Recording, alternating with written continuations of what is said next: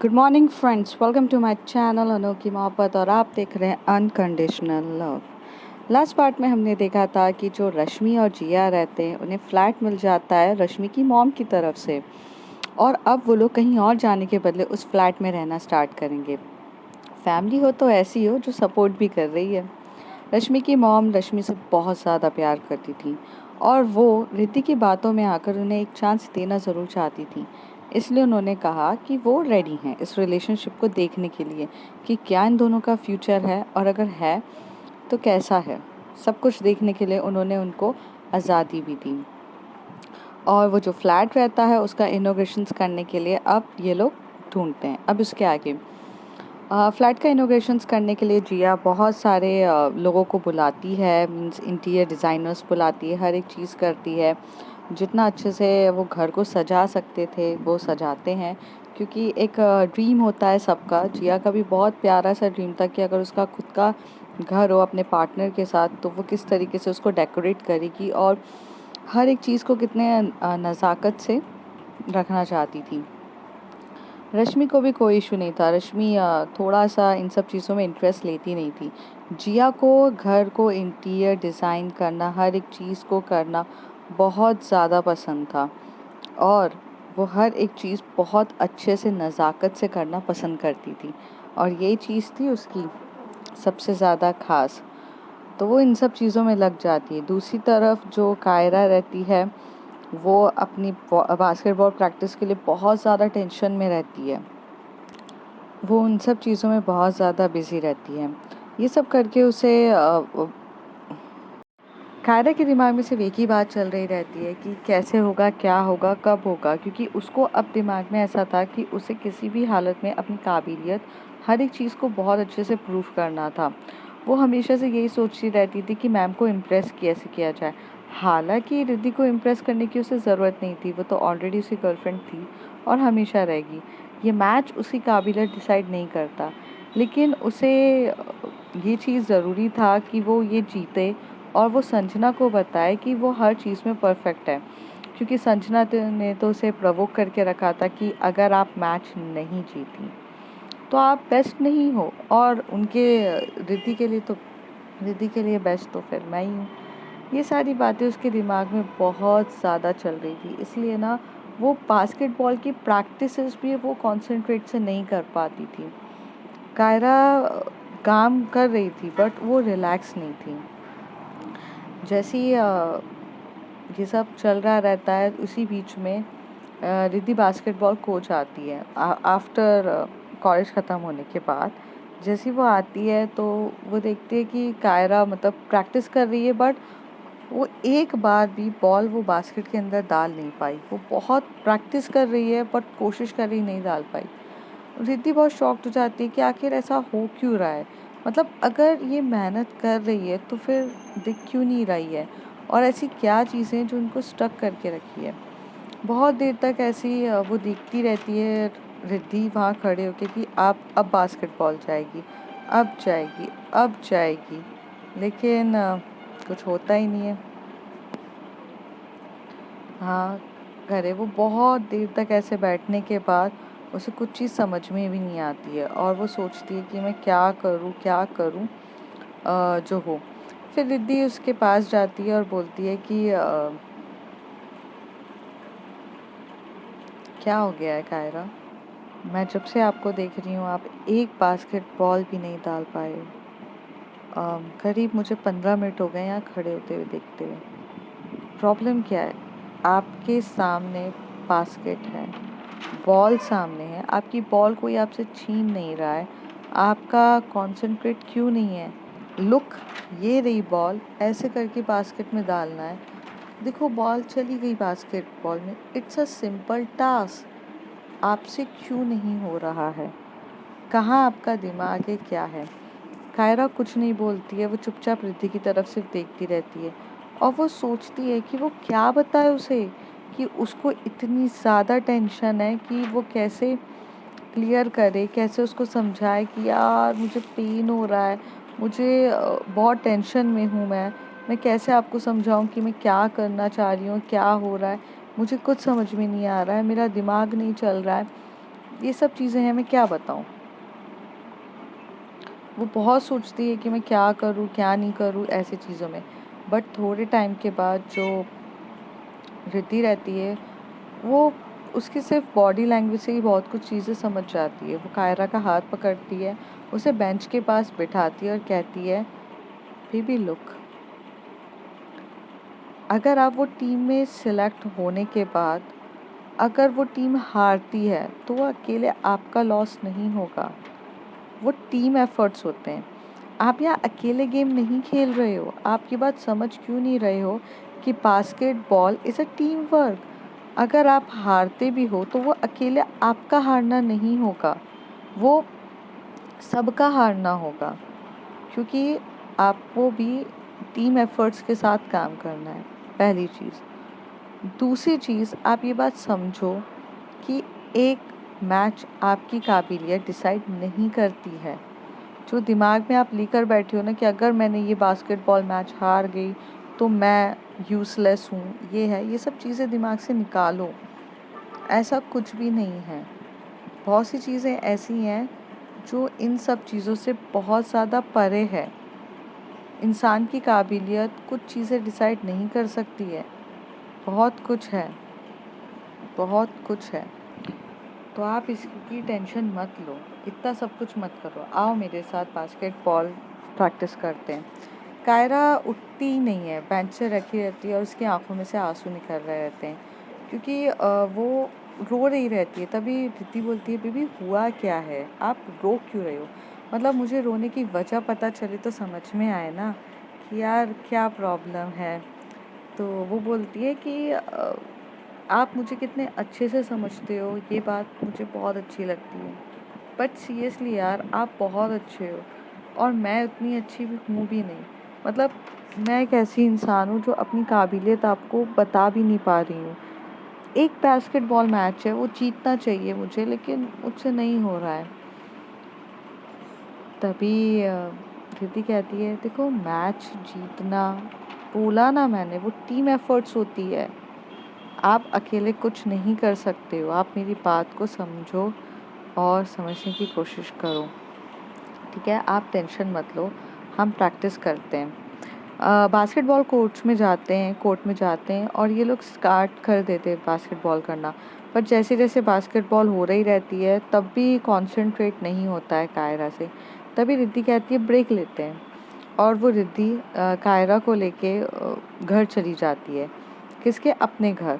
जब वो अपने घर जाती है तो उसे बहुत अच्छे से लेकर जाती है, अपने रूम पर बिठाती है, उसके लिए जूस लेकर आती है और उसे बोलती है, आराम से रेस्ट करो। तो कायरा बहुत टेंशन में रहती है कि कैसे करेगी। फिर वो सडनली से उसकी नज़र वो मेडल्स पे जाती है जो रिद्धि ने मेडल्स की तरफ देखती है, तो उसे और अंदर से ये फीलिंग आती है कि मैम, उसकी जो पार्टनर है, जो उसकी गर्लफ्रेंड है, वो इतनी ज़्यादा अच्छी है कि वो मेडल्स जीती है और एक वो है कि एक बास्केटबॉल पे नहीं कर पा रही है। उसका तो टेंशन का लेवल इतना हाई होते ही जाता है कि और वो टेंशन में हो जाती है मेडल्स की तरफ देख के। मतलब रिद्धि उसे यहाँ पर लेकर आई थी रिलैक्स कराने के लिए, पर वो रिलैक्स तो होने ही रहती है और टेंशन लिए जा रही रहती है कि कैसे होगा क्या होगा। मतलब एक तरफ उसे अपनी गर्लफ्रेंड की इज्जत भी रखनी है, एक तरफ अपने आप को भी साबित करना है, एक तरफ उसे बहुत अच्छे से रहना है। और उसके दिमाग में इतने सारी चीज़ें चल रही रहती है कि उसे कुछ समझ में नहीं आता। रिद्धि जब पीछे से आके उसे देखती है तो वो मेडल्स की तरफ कायरा देख रही रहती है। रिद्धि को तो बिन बोले हर चीज़ समझ में आ ही जाती है। तो वो कहती है कि क्या बोलूँ मैं, इसको समझाकर तो कोई मतलब नहीं है। तो वो अपना गेट लॉक करती है और पीछे से आकर ना कायरा को हक करती है। जैसे ही कायरा को हक करती है, कायरा थोड़ा सा बेटर फील करने लगती है और रिलैक्स होती है। तभी जो रिद्धि है उसके बालों को साइड करती है और उसकी नेक पे किस करने लगती है। जैसे ही वो उसके नेक पर किस करती है और बहुत प्यार से जो कायरा है वो अपनी बॉडी को एकदम लूज़ कर देती है, जैसे कि वो अपना आपा खो चुकी हो, और लूज़ करके अपना जो हेड है वो रिद्धि के शोल्डर पे रख देती है। रिद्धि को भी उसका ये रिलैक्स वे अच्छा लगता है और वो उसे उसकी नेक पे बैक से ही बहुत प्यार से किस करे जा रही रहती है। किस करते करते थोड़ा सा वो उसको आगे करती है और टर्न करती है अपने पास, और जैसे ही उसे टर्न करती है और टर्न करने के बाद बोलती है, टर्न करने के बाद उसे कहती है कि बेबी आर यू ओके। तो कायरा कहती है इससे ज़्यादा ओके कुछ हो ही नहीं सकता है, और ऐसे करके जो कायरा है वो रिद्धि के लिप्स पे किस करने लगती है। बहुत देर तक की किस होती है, पहले अपर लिप फिर लोअर लिप, और करते करते बेड साइड में ही रहता है। किस करते करते दोनों कब बेड के ऊपर गिर जाते हैं दोनों को ही पता नहीं चलता है। जो रिद्धि का हाथ रहता है वो बहुत टाइटली कायरा की कमर को पकड़ा हुआ रहता है और आराम से उसे रिलैक्स कर रहा रहता है, उसके पूरे वेस्ट पे हाथ फैला रहा रहता है और बहुत प्यार से उसको अच्छे से कर रही रहती है। जो कायरा रहती है वो भी बहुत प्यार से फील कर रही रहती है, किस पे किस किए जा रही रहती है। थोड़े टाइम के बाद जो रिद्धि की नेक है उस पर किस करते करते उसे बाइट कर देती है। रिद्धि को भी ये जो डोमिनेटिंग नेचर है उसे अच्छा लग रहा रहता है। थोड़ी देर के बाद एकदम से रिद्धि को समझ में आता है कि ये मुझे रिलैक्स करने आई है या मैं इसे रिलैक्स करने आई हूँ। तो रिद्धि उसे टर्न करती है और उसके ऊपर आती है। जैसे ही वो उसके ऊपर आती है तो उसकी लिप को बहुत प्यार से किस कर रही रहती है, उसकी नेक को कर रही रहती है। उसने जो शर्ट पहनी रहती है वो उसे रिमूव कर रही रहती है। शर्ट को रिमूव करते करते वो नीचे आती है, उसके नेवल पे किस करती है, नेवल से थोड़ा अपर पे किस करती है, उसके चेस्ट पे किस कर रही रहती है। और ये देखकर जब वो फेस के एक्सप्रेशन देखती है कायरा के, तो रिद्धि को इतना सुकून मिलता है कि फाइनली वो रिलैक्स हो रही है। इतना ज़्यादा उसके फेस पे जो टेंशन थी वो ख़त्म हो रही है। वो बहुत अच्छे से कर रही रहती है। जब उसके फेस का एक्सप्रेशन देखती है उसे अच्छा लगता है। कायरा अपनी धीरे से अपनी आंखें खोलती है और वो देखती है कि रिद्धि उसे देख रही है। तभी वो उसको पूछती है कि क्या हुआ, तो कहती कुछ नहीं, सब अच्छा है। और ऐसे करके फिर उसके जो बहुत ज़्यादा अच्छे से देख रही रहती है और फिर उसके ईयर्स पे बाइट करती है, ईयर्स पे बाइट करती है, फिर उसके शर्ट को रिमूव कर देती है और बहुत रिलैक्स वे में इनका रोमांस चल रहा रहता है। धीरे धीरे बहुत प्यार से एक दूसरे के प्रति जा रहे रहते हैं, लव कर रहे रहते हैं। फिर कायरा थोड़ा सा जब उसकी बॉडी रिलैक्स होती है, उसका जो माइंड रिलैक्स होता है, हर एक चीज़ अच्छे से होने लगती है, बहुत सुकून मिल रहा रहता है। तब कायरा खुद रिलैक्स होने के बाद फिर रिद्धि को रिलैक्स करने के लिए उसके ऊपर चढ़ती है। जब वो कायरा रिद्धि को बहुत प्यार से किस कर रही रहती है, बहुत डीपली इनका रोमांस चलता है। कुछ 30 to 40 मिनट्स इन लोग का रोमांस ख़त्म होने के बाद जब ये लोग रिलैक्स्ड होते हैं, तब फाइनली तब रिद्धि कहती है कायरा अब आप रिलैक्स्ड हैं। आई नो मैं बहुत ज़्यादा टेंस थी।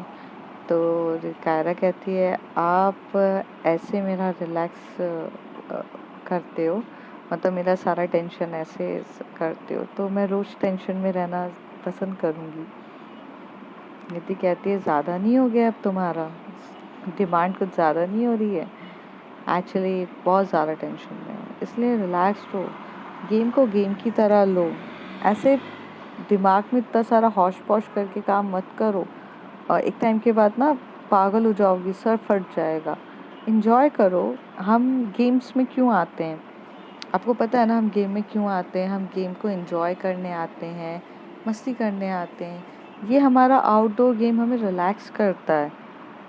पर सच बात ये है कि आप अपने आउटडोर गेम से रिलैक्स्ड होने के बजाय आप सच्ची में टेंशन में हो, बहुत ज़्यादा टेंशन। जब इन लोगों का रोमांस पूरे तरीके से ख़त्म हो जाता है तो दोनों के दोनों नीचे आते हैं, तो सामने देखते हैं कि रश्मि और जिया बैठी हुई है। जिया और रश्मि एक दूसरे के साथ एक कैटलॉग पे बात कर रही रहती हैं, जिसके लिए वो अपना घर का इंटीरियर डिसाइड करती कि ये चीज़ इधर होनी चाहिए वगैरह। क्योंकि अब उनकी एक्चुअल लाइफ स्टार्ट हो गई थी, जिस लाइफ के लिए सबको बेसब्री से इंतज़ार होता है, जब दो कपल्स एक साथ अपनी पूरा डेली रूटीन एक साथ बिताएंगे। अभी तक ऐसा था कि दो लोग होते हैं, कपल्स होते हैं जो एक दूसरे के साथ फ़ोन पे बात करते, साथ में नहीं रहते, दूसरे की बॉडी लैंग्वेजेस, दूसरों की हर एक चीज़ें नहीं जानते। बट यहाँ पर एक्चुअल में वो लोग अपना टाइम स्पेंड करना चाह रहे थे, जिनके साथ वो बहुत खुशी से अपना कर रहे थे। तो वो कैटलॉग्स देख रहे थे, तभी दोनों नीचे आती हैं, रिद्धि और कायरा। वो रश्मि और जिया को बोलते कि क्या कर रहे हो तुम लोग? तो वो कहती है कि हम लोग क्या कर रहे हैं वो मैटर नहीं करता, आप लोग ऊपर क्या कर रहे थे ये मैटर करता है, जिया बोलती है। तभी रश्मि बोलती है मैं तभी रिद्धि बोलती है मैं क्या कर रही थी, मैं ऊपर थी, बस हम लोग बातें कर रहे थे। तो रश्मि कहती है देख यार, बातें करते करते जो नेक पे बाइट नहीं होता है, और आई थिंक तुझे नेक पे बाइट हो गया है। अब ये मत कहना बातें करते करते मॉस्किटो तेरे पे नेक पे बाइट करके चला गया, ऐसा कुछ होता नहीं है। तो समझने की हमें समझाने की कोशिश मत करो, हम वैसे ही बहुत समझे समझाए इंसान हैं। जिया कहती है यार देखो, हमारा घर बस रहा है, पर रोमांस तो किसी और का ही रहता है ऑल द टाइम। तो जो कायरा रहती है वो थोड़ी सी ब्लश कर रही रहती है और अपनी आंखें नीचे करी हुई रहती है। तभी रश्मि कहती है ओ नहीं दुल्हन, अरे भाई इतना ब्लश मत करो, फर्स्ट टाइम थोड़ी ना किया तुम लोगों ने, ये तो तुम्हारा होते ही रहता है, और मुझे तो याद भी नहीं कि कितनी बार हो चुका होगा, तो इसमें ब्लश करने वाली क्या बात है? आप तो ऐसे कह रही हैं जैसे कि आपकी फर्स्ट टाइम हुआ है। रिद्धि कहती है बस हो गया ना यार तुम लोगों का, कितना ज़्यादा परेशान करते हो। क्या डिसाइड हुआ है तुम लोगों का? क्या डिसाइड करना था यार, कैटलॉग्स हैं, हम लोगों ने डिसाइड किया ये चीज़ें हैं, ये चीज़ें इस तरीके से करना चाहते हैं और ये सब चीज़ें कर लेंगे, और अच्छे से हमारा घर डेकोरेट हो जाएगा और बहुत अच्छे से वो सब कुछ कर लेगी, हर एक चीज़। तो एकदम से रिद्धि बोलती वो कर लेगी हर एक चीज़, क्या मतलब? तो कहती अरे इंटीरियर डिज़ाइनर वाली लड़की है, बहुत हॉट लड़की है यार, कर देगी वो सब कुछ। रश्मि कहती है तभी इन्होंने वो पता है वो चूज़ करी है वो लड़की, इतने इंटीरियर डिज़ाइनर वाली देखी थी बट कोई पसंद नहीं आई, इनको वो लड़की ही चूज़ करनी थी जो करना था। यार क्या बताऊँ मैं इनको, कुछ समझ में ही नहीं आता इनका, समझा समझा के थक गए। तो रश्मि कहती है इसी की इनकी यही हरकतें मुझे पसंद नहीं है। तो जिया कहती है यार हरकतें क्या है, वो अच्छी है, मतलब एक्चुअली मैंने ना रिद्धि उसका काम भी देखा, मुझे काम भी पसंद आया और वो भी पसंद आ गई, तो उसी से करा लेते हैं, क्या इशू है?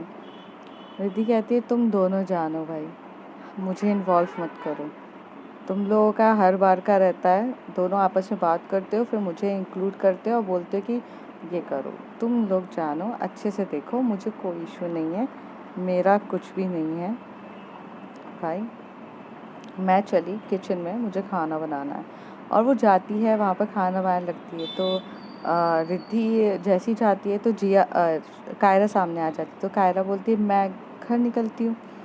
तो रश्मि एकदम से हाथ पकड़ती है कायरा को, बोलती कहाँ जाना है? घर, यही तो घर है, कल जाके शादी करके तुम्हें यहीं तो आना है, अभी कहाँ जा रही हो तुम? चलो बैठो हमारे साथ, मुझे ना बहुत ज़्यादा कन्फ्यूजन है, इंटीरियर डिसाइड करने में थोड़ी मदद करो हमारी, इनके भरोसे तो मैं बैठ नहीं सकती हूँ, ये बिल्कुल भी ऐसी हैं कि कुछ ढंग से नहीं बताएगी। तो जिया कहती है अच्छा मतलब मेरे साथ रहना है, मेरा इंटीरियर डिसाइड नहीं कर सकती आप, कायरा का करोगी? कायरा का तो डिसाइड रिद्धि करेगी ना, उसका रूम को डेकोरेट तो कायरा करेगी, हमारा बेडरूम तो हमें डेकोरेट करना चाहिए ना, ये हक भी छीन लो आप मुझसे। तो कहती शांत हो जाओ। फिर वो कैटलॉग्स दिखाती है और कायरा को बोलती है, तो कायरा अपने जो सजेशन देती है कि ये कलर होना चाहिए, वो कलर होना चाहिए, बहुत सारे अच्छे अच्छे सजेशंस दे रही रहती है। फिर पूरा डिसाइड करने के बाद हर एक चीज़ हो जाती है। फिर कायरा कहती है कि मैं जाती हूँ। तभी रिद्धि कहती है कहीं नहीं जाना है, मैंने खाना बनाया है, आप खाना खा के जाइए। तो कहती नहीं नहीं रहने दो ना, मम्मी ने तो बनाया ही होगा। तो कहती हाँ तो मम्मी के हाथ का भी खा लेना, थोड़ा सा यहाँ पे खा कर जाओ, सब लोग डिनर करने ही बैठ रहे हैं। तो कहती नहीं यार रहने दो, नहीं नहीं प्लीज़ मैं जाती हूँ, मैं लेट हो रही हूँ। तभी रिद्धि बोलती है कायरा मैंने आपसे कुछ कहा है, आप सुन रहे हैं?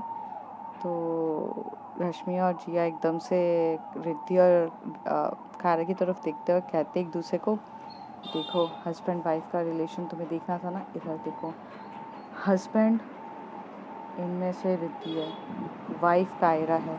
अब देखो हस्बैंड ने स्ट्रिक्टली ऑर्डर में कहा है कि बैठ जाओ खाना खाने, और अब फिर कायरा क्या करेगी? वो तो वाइफ है ना, वाइफ सुनती कहाँ है कभी किसी की, नहीं सुन सकती वो। तभी रश्मि कहती हो गया आपका, यहाँ तक टेंस माहौल चल रहा है और आपको कॉमेडी सोचिए। तो कहती बेबी यार इतना सीरियस नहीं हुआ करते, life is all about fun. देखो इन लोगों का इंटरटेनमेंट लो ना। तभी कायरा कहती है कि नहीं नहीं मुझे जाना है, मुझे जाने दीजिए। तभी रिद्धि बोलती नहीं आपको बोला है ना खाकर जाइए तो खाकर जाइए। कायरा बोलती नहीं मुझे नहीं खाना है। फिर रिद्धि बोलती है आइंदा के बाद मेरे पास आ मत जाना। तो कायरा कहती है ठीक है मुझे आना भी नहीं है, और ऐसे करके वो चली जाती है। तभी रश्मि एकदम से बोलती है कायरा कभी किसी की सुन भी लिया करो, कोई आपसे बेहद प्यार से बोल रहा है। कायरा को रियलाइज़ होता है कि उसने थोड़ा सा रूड तरीके से बात कर ली है, और वो वापस आकर चुपचाप डाइनिंग टेबल पर बैठ जाती है। डाइनिंग टेबल में बैठते से ही दोनों खाना खाना स्टार्ट कर देते हैं। जो रिद्धि है वो अच्छे से परोसती है। तभी जिया रश्मि की तरफ देख के बोलती है फाइनली हस्बैंड तो वैसे हार गया, आपने बचा लिया, वरना हस्बैंड हार रहा था वाइफ से। वाइफ से ना कोई जीत नहीं सकता है, आपको तो पता ही है ना। अब देखो मैं बेचारी हर बार हार जाती हूँ। तो कहती है मतलब आप ये कहना चाहते हो कि आप हस्बैंड हो मैं वाइफ हूँ? तो कहती हाँ बेशक, वाइफ की हरकतें आपने, आप बिल्कुल वाइफ हो। तो कहती हो गया आपका, मैं डाइनिंग कर लूँ? तो कहती देखो ये बोलने का तरीका, ये सब वाइफ का ही होता है। Rashmi you are my wife, I love you. तो कहती हो गया खाना खा लें।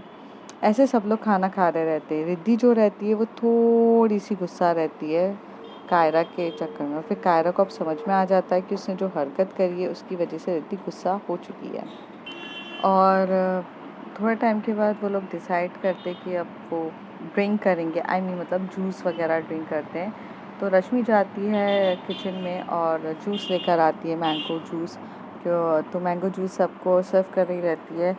तो जब कायरा की तरफ रश्मि देखती है तो उसे समझ में आ जाता है कि अब कायरा का भी मूड ऑफ है, क्योंकि रिद्धि का मूड ऑफ हो चुका है।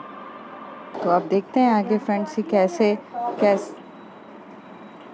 अब देखते हैं फ्रेंड्स आगे कैसे होता है, कि कैसे जो कायरा है वो मनाती है रिद्धि को, क्योंकि कहीं ना कहीं तरीके से गुस्सा दिला दिया है उसकी बात ना मानकर। देखते हैं क्या होता है आगे, और रश्मि और जिया की लव स्टोरी अब कैसे किस रंग पे जाएगी वो भी देखा जाएगा। So if you like my story, like share and subscribe. Thank you.